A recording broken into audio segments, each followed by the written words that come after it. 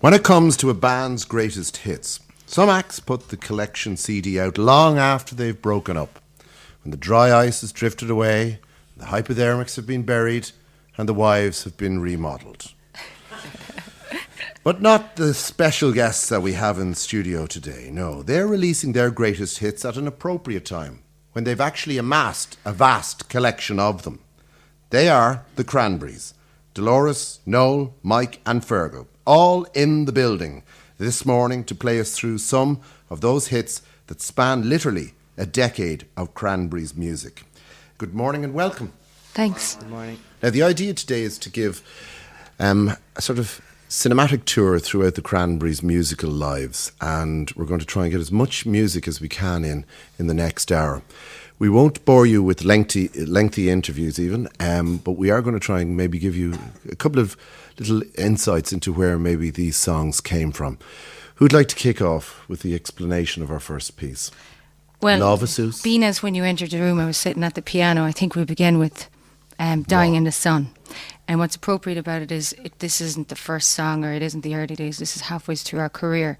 But it was at a low point in our lives. And it was a song that I wrote when just after I was kind of sick in 94, and I was very fortunate and I became pregnant with my son. But through the pregnancy I was I guess I had a lot of kind of weird negative feelings. So anyway, this song is a song that I wrote on the boardwalk when I was pregnant with my son. So, ready boys? Okay.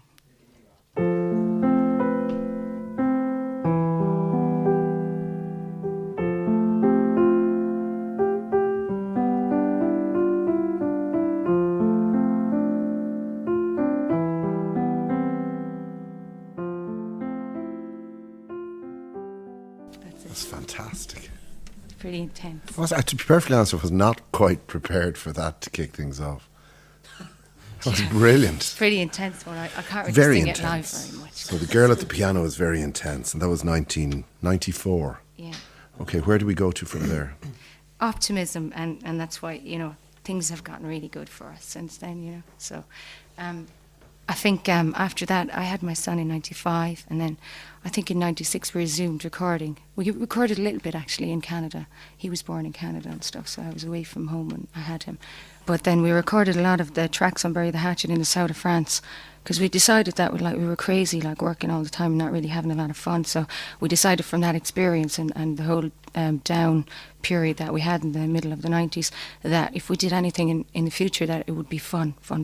So we went to the south of France and we took up some great villas and spent a lot of the dosh and had a great time and went into a lovely studio and drank lots of wine and started to enjoy being in the Cranberries again, So... David They're all Bowie very says quiet. all do the this best to me. music was written when he was really unhappy, and when I he was know, on yeah. drugs, and when he was depressed. demented, and he didn't see his family, It's and terrible. people were trying to shoot him. Do you believe that you have to be really unhappy to write good music? Not really, but I think there's a lot more passion when you are unhappy, you know what I mean? Because you're so messed up. And I think a lot of people relate to that being messed up or confused or lost or whatever, as opposed to being happy. It's something you take for granted, the problem with a lot of really sad songs is that it's really hard to perform them live, I mean, there's certain songs I will not play live, and no need to argue, I haven't done that for about 8 years or something. Just kind of gave it up. That was then and this is now, and sometimes if you sang the song it would bring back the memory, so you stop doing it, Do you know people like snapshots into your life that they'd like to hear you argue again, I think, sometime. Yeah. Okay, what's next? What you want to do next? Ode to My Family? Ode, yeah. Okay. Right. So this is very like democratic. and this this is like Ode to My Family was written kind of in the good old days. It was Good probably old about days. 1992, How many and phases are there? There's the bad old days, the half bad, there's all the almost good. There's the- I there's the- can't remember it. no, there's a pattern where it starts. Okay. And we got really famous, and it was great for a while, and then it got out of hand, and then we got completely messed up, and then we all ended up like basket cases, and then we took a break, and we got better, and now it's kind of like we're back where it was when we began. Do do do do do do do do do do do do do do do do do do do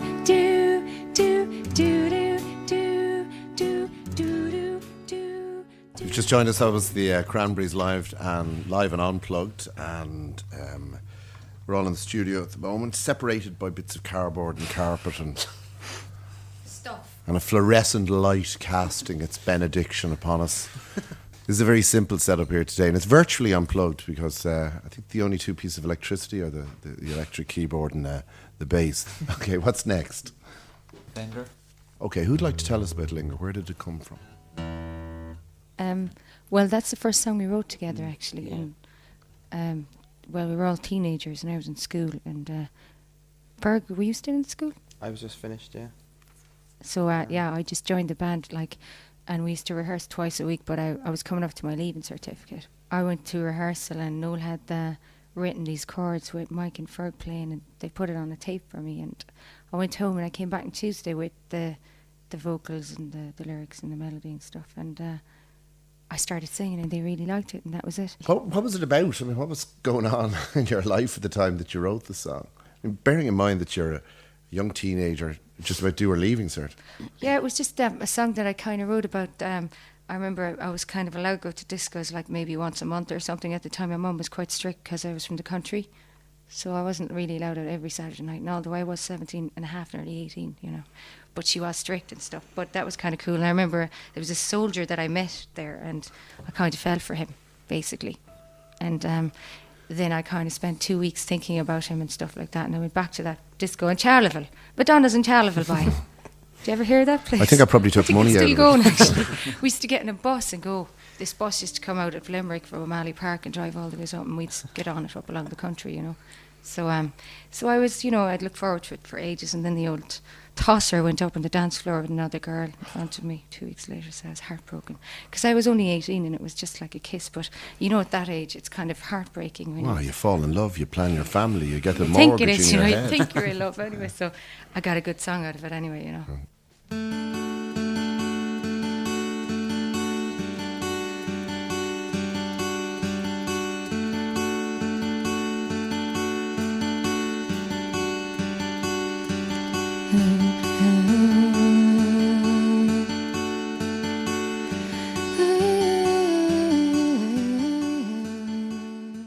You're listening to the Cranberries live and unplugged, and that was Linger. We're going to take a break. Welcome back in studio, the Cranberries live and unplugged, celebrating over a decade of songwriting, and I think 35 million record Something like sales. Yeah. That's a lot, isn't it? That's a lot, it is really. a lot. Let's be honest about it. Hello, stand up, the begrudgers. It is a lot of records to sell. We certainly didn't expect it, So. Okay, we've had producer Paul Russell came down to the studio a few moments ago and indicated to us that maybe the tempo was of a certain nature. So now we're going to kick it upstairs a little bit. So what are we talking about next? We're going to do Free to Decide. It was from the third album. Who wrote this? Me. You. Yeah. Bossy Boots wrote it. Yeah, I'm telling you. She who must be obeyed wrote this. I wear the So pants you in better this band, play don't I, lads? properly, lads. Okay, here we go. Yeah, whatever, Dolores, whatever.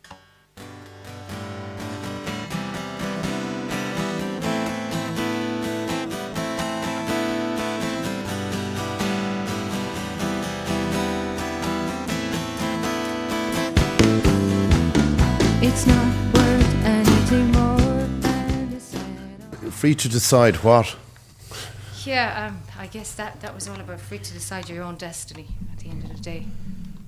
Well, back then, I had to make that decision to go away, to retire, to give it up, to find my sanity. And that's what it was about. That was the third album, which was To the Faithful Departed, which is kind of a lot of kind of negative songs. It was a bit depressing, that album, really, wasn't it? Yeah, it was our low point. And it was just before we actually bailed and stuff. So it was kind of like free to decide, not just suicidal after all, that kind of thing. And we did this mad video in the desert, I remember. And remember the birdcage with the feathers and the photographers and all that weird stuff. This director had this concept of portraying the idea, so it was kind of... And you let him. Yeah, of course we did. Anything, we just wanted to get out of there eventually. Whatever. Please, we'll do the birdcage thing. Just let us go home. Can I just ask you something as well? When I look around, when the song started, you seemed to be calling the shots, Dolores. Then and the song finishes, it's moved through the two boys and down to Fergal. Fergal's finishing the song. So on stage, who's in charge? Well, we usually have a set list, and we have our songs kind of written down on a list, and we change them now and again. But I make most of the decisions. If the set list needs anything doing, they send it into my dressing room every day, and I change it and stuff. Who's the, like, what they call in the old-fashioned world, the musical director on stage? Myself, I would say, because when we go to sound check and stuff, the boys wait for me. I have the microphone. Yeah. I'm the singer, and if I want to sing something hard or soft, depending on whatever, I'll just say, let's do this, let's do that. Did they ever whatever. disagree with you, did they? Never, no, they're very good. Well-behaved kids. Good kids. We learned our lesson with that a long time ago. Did you? We got our arses reddened. Yeah, but I mean, you know... Do you do a bit of arse reddening now and then? No, but I mean, when I go shopping, I always remember to bring them jelly babies. You know, I keep nice sandwiches. I'm very maternal, but, you know, they like that. I'm the mother in the band. Are you? Yeah. And, you know, when I joined the You're the band... dominatrix They were in the really band. bad at, like, lifting the toilet seat and stuff, but now they're all married, so they're really clean now. Their wives have Did that kicked make a them difference? into Did shape. they Whooped change? them Did they into change? shape. Did the boys change when they got married? They got clean, yeah, really clean. Was there a smell in the van before that? Oh, yeah. And there was always pee all over the toilet seat in the bus. I mean, 50 miles an hour There's no going down need to the let highway this trying stuff to out, pee really, is backwards. there? You know, But it's that's what it's like, It's a really. morning show, 5 that. years peeing backwards on a bus on a highway. Well, there you have it. That's enough Men, to drive they're anyone scum, over really, the aren't edge, they? man. Anyone over the edge. All right, where are we going next? Where are we going, guys? What part of the world? What part of the Cranberries world? Maybe are we we'll do going Chocolate next? Brown for you. That's it's a really beautiful song. It's like the last song on Wake Up and Smell the Coffee, which was Latest our current album. album, the latest album. Why was it called that, by the way? For the 85th millionth time, I presume you've been asked it. It's like the rude awakening. Hey, what were you sitting around whining about, getting upset, getting depressed when Who there's did the so many most sitting beautiful around things. in the band, waiting? I think we were all a bit fed up for Kind of about 6 everyone, months yeah. before we kind of realised that we weren't really having fun, and we were just going through the motions for about a year, maybe, or a year and a half. But Did you nearly break up? Oh yeah, Yeah, pretty much. How many times did you nearly break up, just would you say? then, Just the really. once, I think, yeah. Yeah. What was that like? What happened? It's kind of like just after the third album was done, like it was just constant touring and stuff like that. So the band just wanted to take a break for a while. But if it kept going the way it was going, the band would have broken up. So we took about a year and a half out or something like that, and then just decided to get back together. We just played it by ear and just said, you know, when things felt right, we just got back and started writing again. And was it kind of a John, Paul, Yoko situation? Did somebody come in and go, you know, No. I'm fed up? No, No. she's fed up. What? It was we were on tour in the States, and we had already toured in Asia and Australia and stuff. So we were kind of in the middle of I'd say we'd done a month of touring in the States, and we sat down one day after sound check, and just everyone kind of looked at each other and said, you know, we were all feeling the same. Do we need to take a break? We need to go home and stop for however long it takes. Do you ever realise how mad that sounds to somebody who's on the dole trying to buy a set of guitar strings? Like how pots that sounds. But we were really You wear pots at that completely stage. mental at that stage, yeah. Speak for yourself. right? Well, Mike was. Speak for yourself there, Mike yeah. has always been completely sane. Yeah. Yeah, but the only time we used to ever see each other was on stage, you know, or well in interviews, and that was it. And you know, I don't know, it was just like A lot of bands find that helps them survive. I mean, if you talk to the big super groups of the 70s, that's really the ones that have survived. That's how they worked it, that they never met until they got on stage. It was really bad back then because our schedule was so jammed all the time, you know, full time. It was like major pressure all the time. Oh my God, if I get a sore throat, I might as well die. That was kind of my attitude. And like at 19, 20, 21, if I get a sore throat, I might as well taunt myself here. Can't cancel a show. Tell me this, how do you deal with, you know, when you're in It's too Limerick much and you're going to pressure. school and you're going to the pub, you miss the bus, somebody robs you, or, you know, your guitar is burnt, or there's real things to write about. What happens when you're now staying at the Waldorf Astoria and the biggest problem is that, you know, the latte didn't come quickly enough or something like that? I mean, you know, how do you find things to write about? That's the worst thing about, like, you know, all the success and stuff like that is you tend to get a bit lazy, but you have to try and motivate yourself, like, and, you know, I think the kids was very important to have a family. Having kids, it kind of gave you a new inspiration, opened the doors to a new path of life that you never knew was there. and suddenly it's not just Mayfain anymore. You know, suddenly there's other little people to think about. So. Then you start writing nice Then you start songs. writing My kind of lovely children. Yeah, and then of course it puts a lot of challenges back into your marriage. It's not exactly, oh, what will we do tonight? Let's go out and blah blah blah. It's kind of like, you know, obviously the when you have men or kids, you scum can't have just get children, up and do go. Do you They guys have have kids children? too. Yeah. Yeah. Everybody's got children. Yeah. Yeah. This one, Chocolate Brown, is a song that I wrote and recorded while I was pregnant with Molly, who's now 1.5. But it was kind of about, I guess, when my little boy wanted me to go out and play with him and I couldn't. And I felt really guilty because I tour a lot and I travel a lot. And then I was at home for a long period, as in months. But then, ironically enough, I couldn't really go and really play with him because I was pregnant. So I was like, God, you know, I kind of felt really bad. You know that parental guilt thing? I've seen it. I had that vibe going Obviously, on. I've never experienced it I had that vibe going on. because I'm a guy. Men are scum. Oh, yeah, you've no feelings at all. Of course God. we don't. You We just don't go wake off up in the and middle of the night. I'm deaf. I'd be bowling on the plane flying out of Shannon. The boys would be like, oh, God, she's the basket case in the corner again. Yep.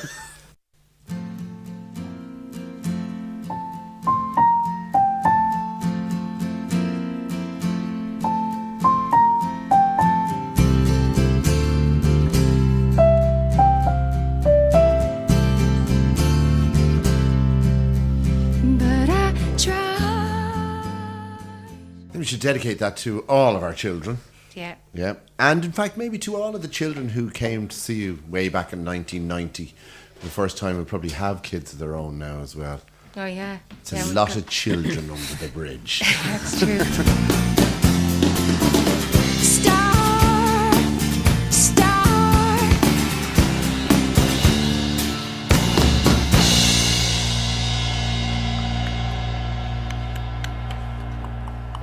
Where were you when you wrote that? I was actually walking in Kilmallock at my home. And basically, it's Who are you kind thinking of about? my husband. Yeah. Are you embarrassed? He's out there. And what did he? Are you embarrassed? I bet you feel What guilty, had he you know? done earlier on in the day to we had make just him wa- think that you would want You know to what I love was him saying a about different kids, way? the way kids put a challenge back into your life, right? Yeah. So you know we have these mindless tiffs over nothing Mm-hmm. when you have kids, right? Because you're just always so busy. It's like, oh, hi, passing in the corridor, how are you? So it was kind of one of those tiffs, like. And I kind of went out the house all hot and puffy and mad and stuff, you know. And I took my daughter in the pram and I was walking over towards the studio. We have a studio near the house where the band rehearse and stuff. So I was walking along over towards the studio and I was kind of in this temper and I was like, yeah, I'm sick of that, you know, the usual thing. And then I thought, maybe it's me, right? So I was thinking about my book, Men Are From Mars and Women Are From Venus, or something that I read. So I thought maybe it's me, maybe I need to chill, right?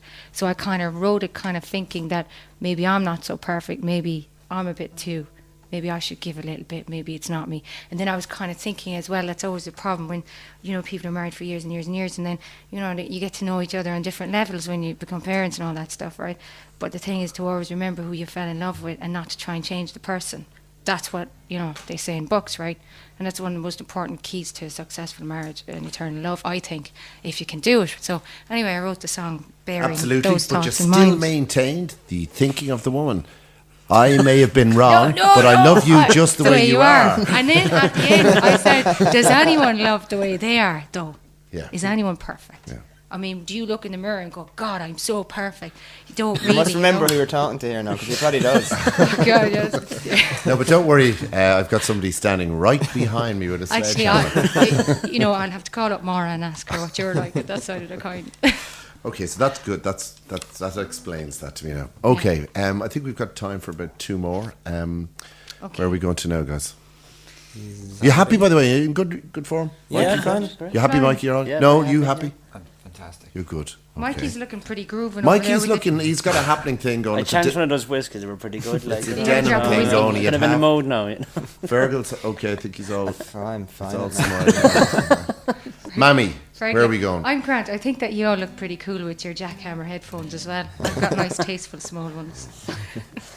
So where are we going next? I think that we should probably do Zombie. Zombie, yeah. Yeah, okay. Okay, I think we should. Right. Years What? You see how that happened there? You said, where are we going next, Mom? And I said, I don't know. And Noel was going, zombie, zombie. So he always bails me out as well. It's very good to bail me out. He was also asking, have we ever done this before? My memory is what it used to be. Right?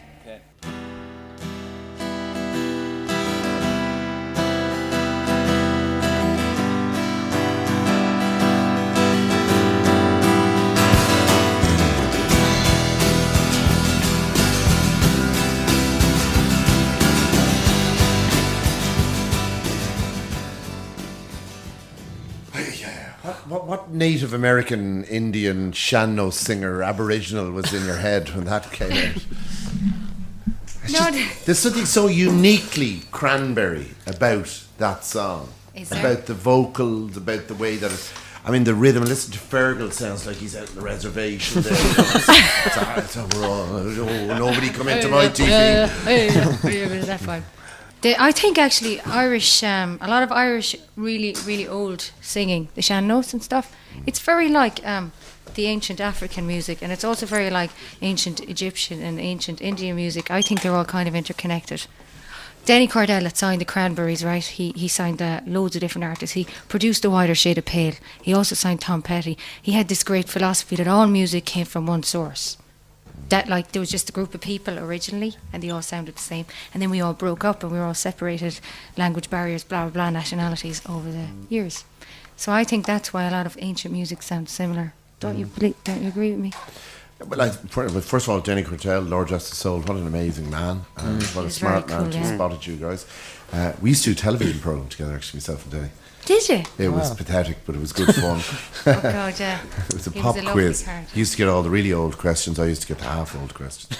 But yes, I agree with that. I do think that there's a kind of a universal rhythm or something that was going on that everybody spoke at some stage. It doesn't come out in all artists. It comes out in your voice, really comes out in your voice, particularly on a song like that where there's a kind of a baying at the moon, a chanting thing happening, and I think it's probably spontaneous, and I think maybe it's unfair to even ask you to explain it. No, I mean, it's quite spontaneous, but, you know, I mean, God, I mean, people try to communicate with the spirit world through their voices and through their music. That's how, you know, obviously, if you go back to paganism and loads of different things, people used sounds and rhythm to try and communicate with the other dimensions, you know what I mean? So there definitely is something in music and in certain sounds that are repetitive and yodely that are kind of almost like haunting, you know what I mean? But music is a very, very strong source, and I mean a strong medium, I should say, because it really shows, because we're so big in places like Argentina, Mexico. You know, we were just in Asia, Mexico a couple of months ago, and we were in what's that other place Southeast called? Asia. Southeast Asia, but what's that place near Mexico that we went to? Guadalajara and stuff like that. But all these people like sing every lyric in English, right? But I mean, the fact is that the music appeals to them so much that they're prepared to go off and learn these foreign lyrics and come to this gig. And I mean, it's so weird because they don't speak English, a lot of them, fluently, but the music pulls them. So music is really powerful to bring people together, you know. Right, now this is the one song that I do know is going to be played next, as opposed to the way that we've done the hour, which has been very revealing and I have to say very enjoyable, and it's been an absolute delight delving into where these songs came from. So thank you very much for that. The final song, Animal Instinct. Yeah, well, you know, Animal Instinct is a song that I'd always totally love. I mean, even more than Debbie Coots or whatever, because it's a song that I wrote about I guess the strongest love that I ever experienced in my life, which is that of a mother and child. I mean, it's that love that, you know, you feel like you would just absolutely give your life up like that. I mean, you don't feel like that about men. Come on. No, honestly. I know. I'm aware of that. The opposite sex is I'm kinda married like for over clear. 20 years. I know that. But with kids, it's kind of shocking how much you love them when they're your own. I mean, because I have Were you lots of nieces surprised and by nephews. how I much was you fell shocked. in love with your children? I was blown away. I couldn't function for about 3 weeks. I couldn't sleep. You know, I wanted to get a breathing monitor, all this, but totally blown away at this new little thing and fearing that anything would happen to it. So I wrote Animal Instinct around the time that I came home, and I thought no matter how much I tried, I'd never be really good enough, because I was a new mom. You know, for the first 2 weeks you're freaked out, you can't sleep, you're getting a bit like, oh God, I'm really bad here.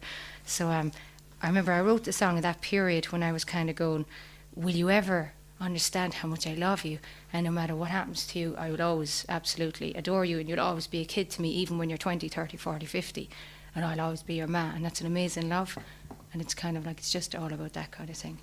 I suppose the rest of us lads have to rely on singing "I love you, you love me."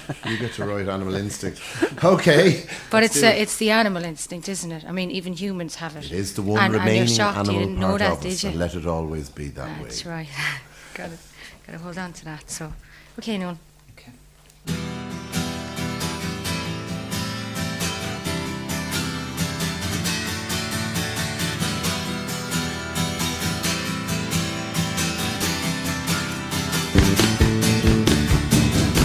Suddenly something has happened to me as I was having my cup of tea. Suddenly I was feeling depressed. Well, thank you very much indeed, ladies and gentlemen. It's been wonderful. Thanks, RT, for the use of the hall, and Mark on sound, and the rest of the gang for bringing them all down here in one piece. Enjoy, which I presume will eventually become a tour, Dolores. Yeah. Stars the very best of the Cranberries. That's right, and indeed, as I mentioned earlier on, the 14th of September, tickets go on sale at 9 a.m. for the concert in the Point Theatre, Friday, December the 6th. The album stars the best of the Cranberries, 92 to 2002, on release the 16th of September. Thank you for letting me be a part of your lives for just a few moments. Good And morning. thank you for Thanks a being million. interested and asking interesting questions and all that stuff. And for the whiskey as well, Ferg says, right? Yes, I know. We'll have to talk about that with his therapist later. However, good morning. Psychotherapist. Thanks.